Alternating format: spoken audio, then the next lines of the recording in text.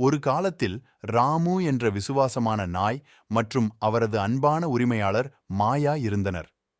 ராமுவும் மாயாவும் ஒரு சிறிய கிராமத்தில் வசித்து வந்தனர். அங்கு அவர்களின் பிரிக்க முடியாத பிணைப்பை அனைவரும் பாராட்டினர். ஒரு புயலிரவு மாயா தனது வீட்டு வாசலில் ஒரு மெல்லிய சினுங்கல் கேட்டது. மழையில் நனைந்து நடுங்கும் நாய்க்குட்டியைக் கண்டு கதவைத் திறந்தாள். மாயா நாய்க்குட்டியை உள்ளே அழைத்து வர ராமு அவனை அன்புடன் வரவேற்றாள்.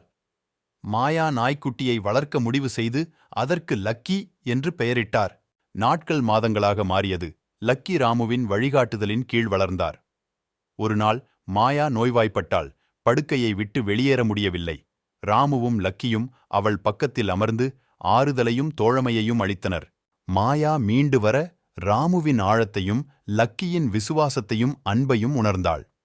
செல்லப்பிராணிகளாக மட்டுமில்லாமல் குடும்பமாக எப்போதும் இருப்பதற்காக அவர்களுக்கு நன்றி தெரிவித்தார். மாயாவின் நாய்களின் பக்திக்காக கிராமம் இன்னும் அதிகமாக போற்றியது. உண்மையான தோழமையும் விசுவாசமும் விலைமதிப்பற்றவை என்பதே கதையின் நெறிமுறை.